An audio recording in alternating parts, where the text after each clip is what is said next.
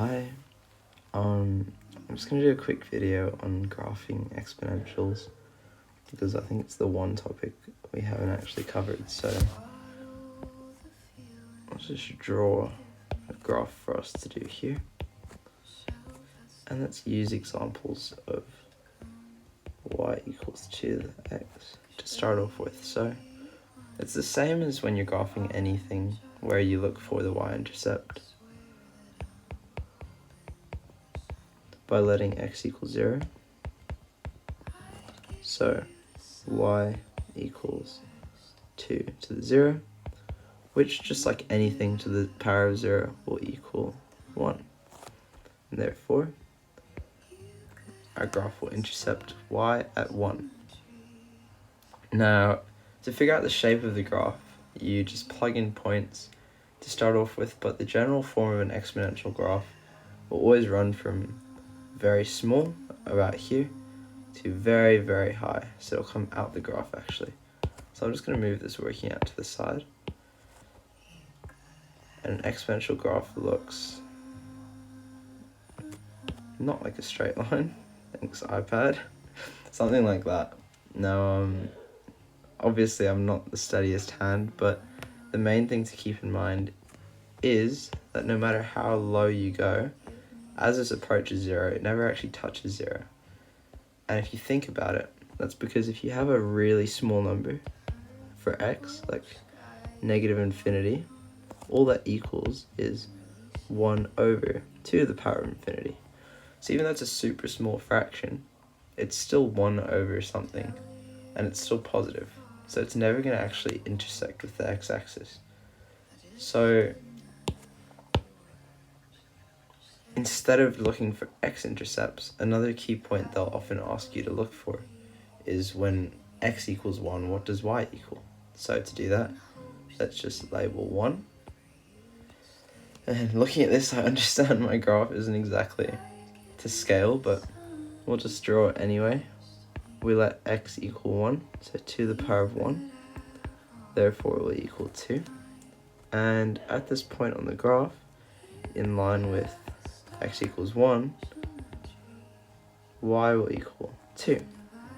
And this point can be labeled as 1, 2. And this point over here can be labeled as 0, 1. So this is a basic shape of a very common exponential graph, just to get the grasp of things. But what if we change a little bit up? So instead of having that, we will have y equals to the power of negative x. Okay, so it's a little bit different. I'm just going to erase some of this extra detailing and just keep the main shape of the graph, just so we don't have too much confusion going on. The one advantage of an iPad is it's very easy to erase stuff. So let's just start the same process. We'll look for a y-intercept by letting x equal 0. So y equals 2 to the power of negative 0 equals 2 to the power of 0 equals 1. So it does actually intercept at that same point. So we'll just mark the same point of 1. Now, what if we plug in a really small number? Y equals 2 to the power of negative x. Y equals 2 to the power of negative, that's sub in negative infinity, a really small number. Negative infinity equals 2 to the power of infinity, which is a really big number. So our big number is going to be happening when x is a really small number. So around here, it's going to be all the way up here. Again, I'll just quickly move some of this information out the way. And there we go. So when x is small, y is big. And on the flip side, if we sub in a really big number, y equals 2 to the power of negative x, y equals 2 to the power of negative, sub in a really big number, infinity equals 2 to the power of negative infinity, which is a really small number. because it's equals to 1 over to the power of infinity. It's a really small fraction that doesn't go through 0. So we can draw an asymptote. We can have y equals 0 as our asymptote, and this will run really close and approach 0. It'll intercept through here, and then it'll come up and go here, which looks like a very familiar shape because it's actually a reflection across the y-axis. Because if you think about it, you're taking any value that you've had on the one side and you're just essentially making it the negative x value of that, right?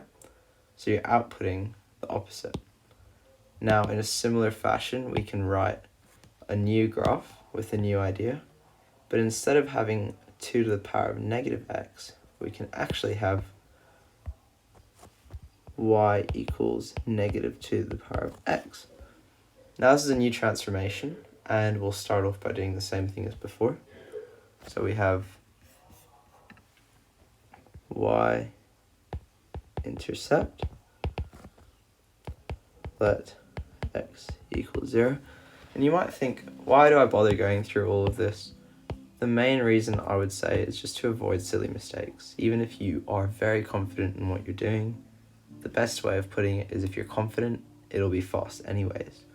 So just having a process that you go through every time you graph will help you make sure that you iron out those 1 markers or 2 markers that you might miss by accident, maximizing the marks from what you know. So we're letting x equals 0. We have y equals negative 2 to the power of 0 equals negative 1. Perfect. So it's actually intercepting at a different point to the other two. Negative 1. Now you might be seeing a trend already, but just in case you're not, we'll keep going with the process. We'll plug in a really small number. So we'll come back up here. Y equals negative 2, really small number, to the power of negative infinity equals negative 1 over 2 to the power of infinity, which is a negative number, but it's a really small negative number. So it's going to be really close to 0 up here, right? And if we plug in a really big number on the other hand, y equals negative 2 to the power of infinity, it's just negative 2 to the power of infinity. And that's going to be a really small negative number. So it's going to be all the way down here, right? So we have the same shape, but it's actually reflected across the x-axis from the black one. So rather than going this way, like the other one did, it's going this way. And the reason for this is essentially you're taking any value, you can plot any point up here, and you're just putting a negative number in front of it, which brings it down to here, right? So these are just 3 very simple demonstrations of graphing exponential graphs. And the same transformations apply as to a normal one. So, for example, if you were to chuck a +1 on the end of this one, you would just move this whole thing up by 1 unit. So the interception would occur at 2 instead of 1. And same for this one, this blue one. If you were to chuck a -1, for example, this whole thing would be down by 1, and so the interception will occur at -2. So it's these simple transformations, but they all stem from understanding the shape of the original graph, right? So like when I was teaching you how to graph y equals x minus 1 squared plus 3, we first started off with just saying y equals x squared and transforming it. You move it 1 to the right and 3 up. So I figured if you understand the original shape of these graphs, it's much easier to understand how to transform them. So that's what this lesson was just going over very quickly. Now I do have plans for doing more detailed videos, but I think this covers the graphing of it, and so future ones will just cover the application. But if you do have any more questions about graphing that you didn't necessarily understand, then just let me know and I'll go more in depth on those as well. Cheers.